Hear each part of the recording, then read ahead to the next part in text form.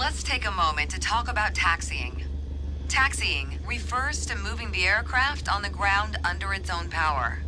In particular, getting from the ramp out to the hold short point on the edge of the runway. Steering on the ground is managed through the rudder pedals. That's right, unlike driving a car, we turn by using our feet. Okay, ready? With the throttle idle, release your parking brake. Okay. Now, gently increase throttle to get the aircraft moving. Go easy on your throttle. Use your rudder pedal to turn left and enter the taxiway.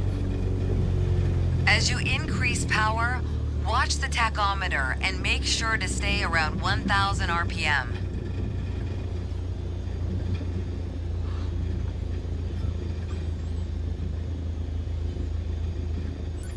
Now test the brakes.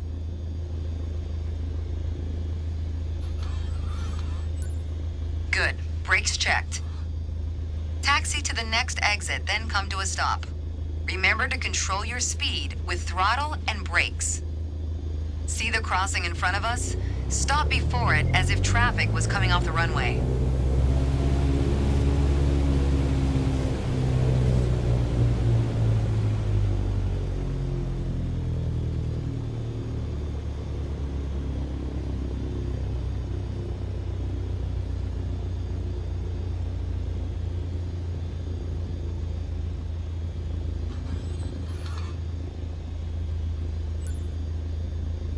All right, taxi to holding point Alpha 1 next. It's at the far end of the airport near the head of runway 21. Stay as close as possible to the taxiway center marked by the yellow line, and watch your speed.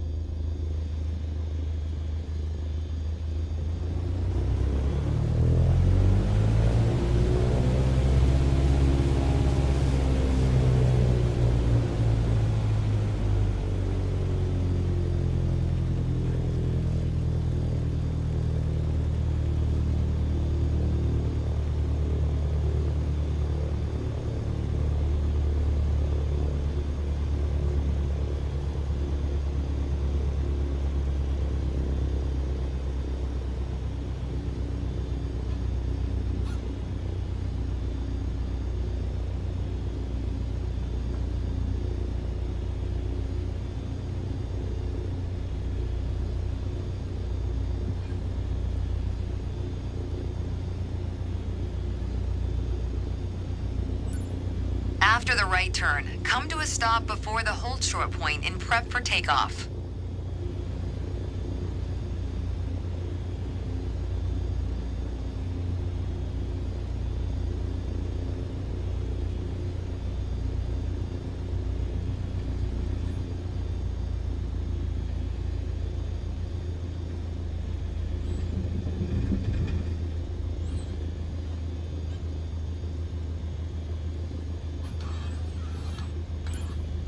You mastered that lesson. The next challenge will be to keep the aircraft under control while at full throttle for takeoff.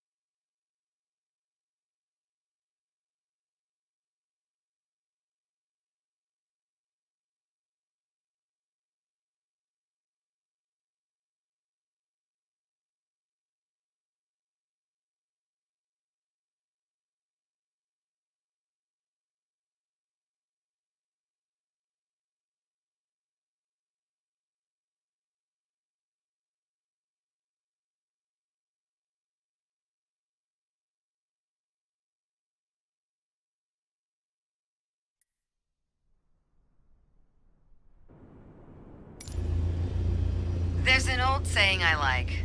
A mile of road will take you a mile. A mile of runway will take you anywhere. Taking off isn't hard, but there are a few key points to remember. First, we always take off into the wind, which won't be an issue on a calm day like today. Second, before we enter a runway, we always make sure it's clear. Check to the right to see if a vehicle is on the runway, and to the left to make sure no other planes are approaching.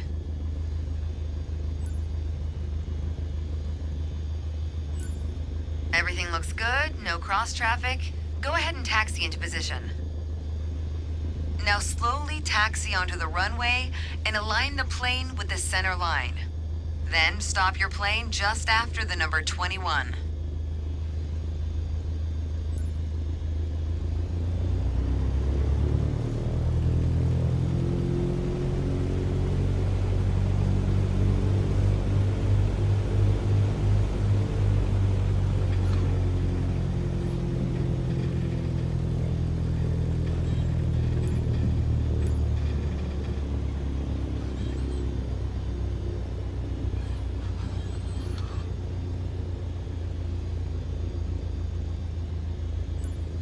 Not bad.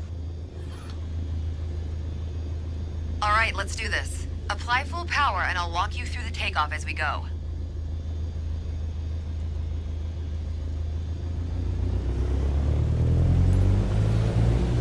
Use your rudders to stay on the center line and keep pushing power until you reach 55 knots.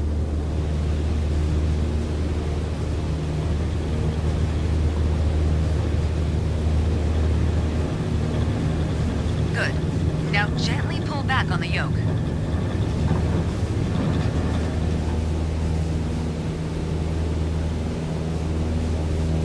And we're airborne.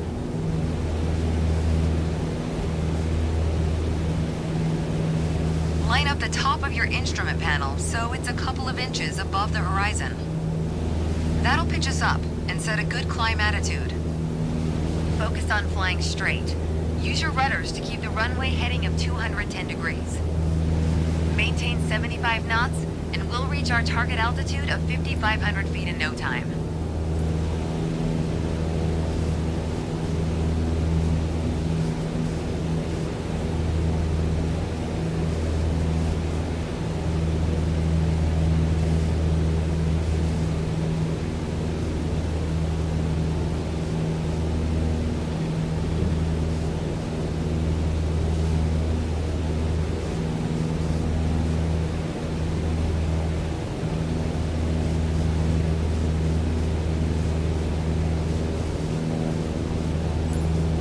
Okay, 5,500 feet. You've reached your target altitude.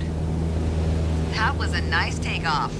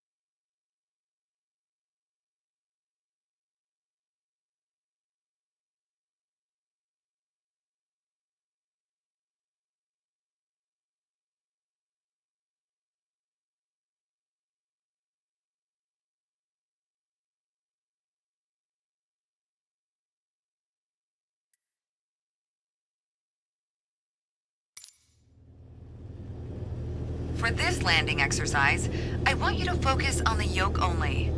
We're close enough to the runway to land safely without adding any throttle. Maintain a speed of around 65 knots. Pitch down if you're going too slow. Pitch up if you're too fast.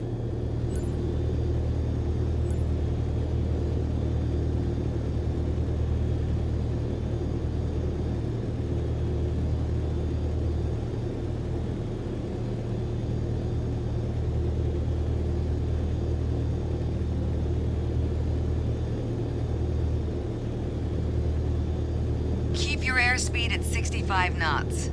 When you're 10 feet above the runway, it's time to flare. To flare means to raise the nose of the aircraft to slow your descent for a softer landing, but without ever leveling off or climbing. The main landing gear will touch down before the nose wheel does.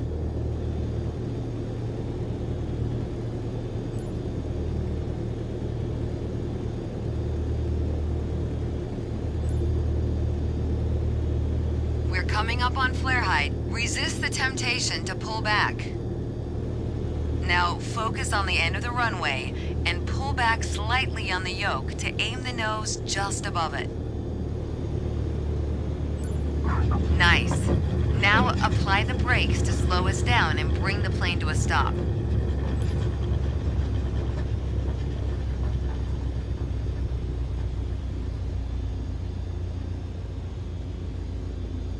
That was excellent.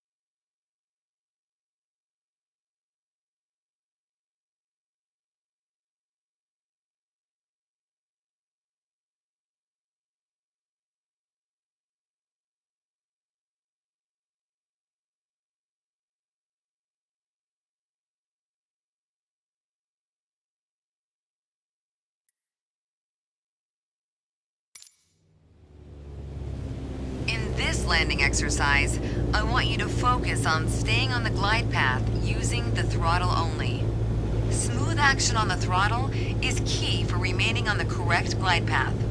If you find yourself too high, reduce your power. If you're too low, increase it. Remember though, always make soft corrections. You don't want to overcompensate.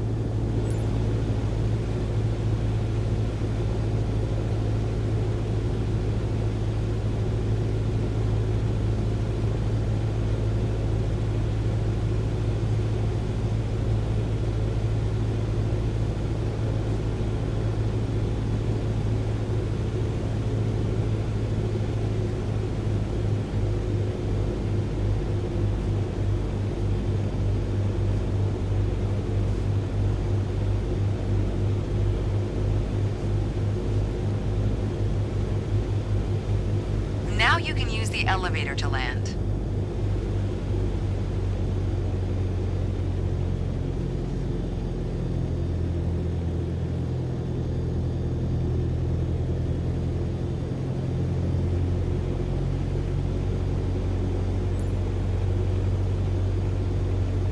Reduce throttle to idle.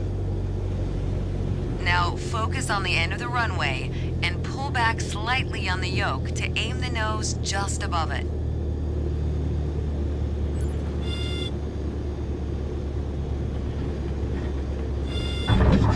Nice.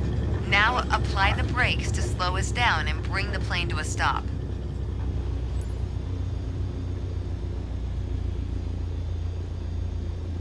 That was excellent.